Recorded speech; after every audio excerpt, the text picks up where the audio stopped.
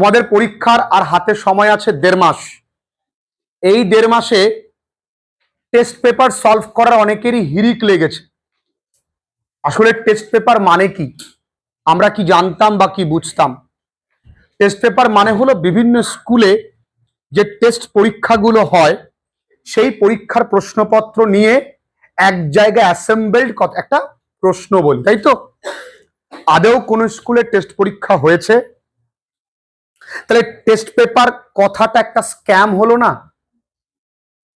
আমরা আমাদের কাছে যেটা আছে সেটা সবার আগে ভালো করে বুঝে নিই, সেটাই আগে ভালো করে যেটা আছে তার পূর্ণ ব্যবহারটা করব। তাই অহেতুক টেস্ট পেপার সলভের পেছনে ছুটো না।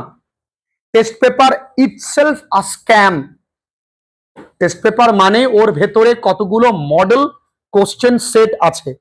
এই মডেল কোশ্চেন সেট তো আমরা বহুদিন আগে থেকেই শুরু করে দিয়েছি। আমাদের কোশ্চেন বাঞ্চে প্রায় 24 থেকে 25টা মডেল সেট আছে। ওই 24-25টা মডেল সেট যদি কেউ ঠিক করে করতে পারে যথেষ্ট। তার আগে পাঠ্যটা ভালো করে পড়তে হবে, আমি পড়িয়ে নেব। তার আগে গ্রামারের কনসেপ্টটা ক্লিয়ার থাকতে হবে। আনসিন ওই 5 নাম্বার যেন ভুলভাল না হয় সেদিকে লক্ষ্য রাখতে হবে। যেমন আজকে ধরো গ্রামার আমরা স্পটিং এরর করেছি, সেই স্পটিং এররের বেসিক টু অ্যাডভান্স ইনক্লুডিং কিছু প্রশ্ন যেগুলো সর্বভারতীয় কম্পিটিটিভ পরীক্ষায় এসেছিল সেগুলোও প্র্যাকটিস করব। স্যার ওগুলো করে কি হবে? আমাদের পড়ার উদ্দেশ্যই তো আগামী দিনে সফলতা পাওয়া। আর পরের সেমে কিন্তু তোমার আর টেক্সচুয়াল দেবে না, নন টেক্সচুয়াল দেবে। তো সেই জন্য এইগুলো কার্যকরী। তাই টেস্ট পেপারের পেছনে অহেতুক ছুটো না। আর আমি তোমাদেরকে অনুরোধ করব, এই বাবা মায়ের টাকাগুলো না নষ্ট করো না। তোমায় কষ্ট করে একটা কোশ্চেন বাঞ্চ কিনে দিয়েছে, এটাই যথেষ্ট। ওই কোশ্চেন বাঞ্চ কিনতে বলার পেছনে অনেকগুলো কারণও আছে আমার। ওর মধ্যে বাংলা মানে, ওয়ার্ড নোটস, এমসিকিউর সমাহার সবকিছুই রয়েছে। যদি বাইরে এক্সেস কিছু করতেই হয় সেটা আমি করাবো। যেমন এই বইতে যে 24-25টা গ্রামার সেট আছে তার বাইরেও যদি গ্রামার করতে হয় তাহলে আমরা করব র্যান মার্টিন থেকে, সেগুলো আমি প্রোভাইড করব। তোমার তো কেনবার প্রয়োজন নেই। তোমার কাছে পাঠ্য বইটা আছে, ওটা ভালো করে পড়ো না। রেগুলার ক্লাস করতে আসো না, ক্লাসগুলো অ্যাটেন্ড করো। যারা যারা অনলাইন ক্লাসেস করো, রেগুলার ক্লাসেস করো। ওদের প্রশ্ন শুনলে তোমার মনে হবে সত্যি ওরা পড়াশুনো করে। ওরা যখন আমাকে ডাউট পাঠায়, আজকে রাতে আমি ডাউট ক্লিয়ারিং ক্লাসে আসবো, সেই ক্লাসটা হয়তো অফলাইন ব্যাচদের দেওয়া সম্ভব হবে না। যদি তোমরা চাও আমি রেকর্ডেডটা দিতে পারি, কিন্তু লাইভটা কিন্তু দিতে পারবো না। কারণ তোমরা যদি প্রশ্ন করতে থাকো তাহলে ওদের ব্যাপারটা আলাদা হয়ে যাবে। ওদের প্রশ্ন, গ্রে পনিক কিসের সিম্বলাইজ, কি সিম্বলাইজ করে? গ্রে পনিক কি সিম্বলাইজ করে? ডেথ, মৃত্যুকে। কি সুন্দর পড়াশুনো করেছে।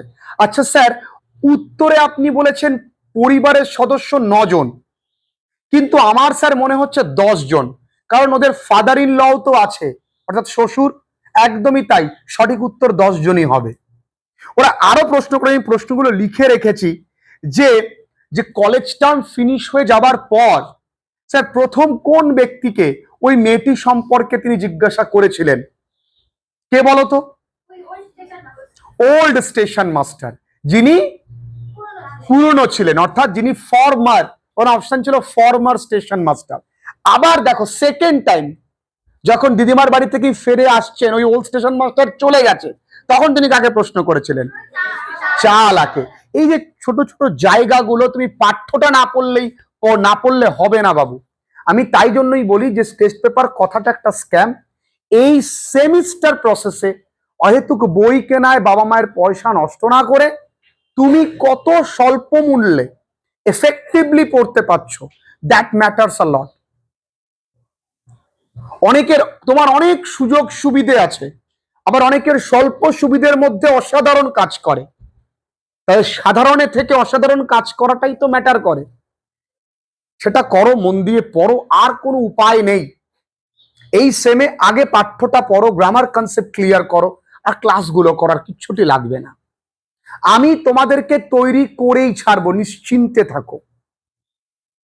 আমরা ছোট ছোট চ্যাপ্টার এমসিকিউ পরীক্ষা নিচ্ছি তো, আবার একটা একটা চ্যাপ্টার করে আমি পরীক্ষা নেব, কুইজ করব, একটা একটা চ্যাপ্টার যেন একেবারে হেয়ার স্প্লিটিং ডিসকাশন করতে পারি। কিন্তু আমার সঙ্গে সাথ দিতে হবে, না হলে কিন্তু আমি তোমাদের সঙ্গে যা ব্যবহার করব খারাপ লাগবে আমার প্রতি। কিন্তু আমাকে I have to be strict, I have to be strict, আমার কিছু করার নেই। তোরা কখনো লং জাম্প দেখেছিস? লং জাম্প দেবার সময় ছেলে প্রথমে আস্তে দৌড়ায়, তারপরে গতিবেগ বাড়িয়ে তারপরে লাফটা দেয়। তোরা চাইছিস শুরুতেই লাফটা মারবি, তোরা এখনো কিন্তু সে আস্তে দৌড়ানো শুরু করিসনি। কবে করবি শুরুটা? প্রতিদিন তোর আগামী দিনের ওপরে নিজেকে, তোর কাজটাকে দিয়ে রাখিস। কেন রে বাবা? কোনো খাওয়া কি আগামী দিনের জন্য ফেলে রেখেছিস? তার সঙ্গে দেখা করাটা, মেসেজ করাটা কি আগামী দিনের জন্য ফেলে রেখেছিস? শুধু পড়াটাকে আগামী দিনের জন্য, যেটা তোর জীবনটাকে তৈরি করবে সেটাই আগামী দিনের জন্য ফেলে রেখেছিস। আর জানিস তো, ভূতের কানের কাছে যদি তোরা ভালো কিছু বলিস বা রাম নাম নিস, ভূত কিন্তু সহ্য করতে পারে না। আমার কাছে অনেক ভূত আছে, ভালো কথাগুলো তো সইবে না।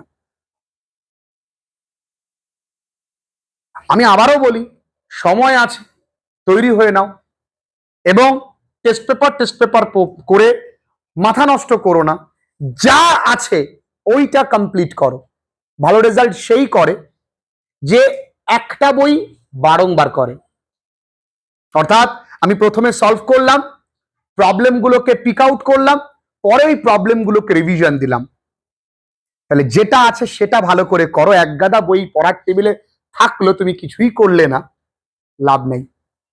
বুঝতে পেরেছো?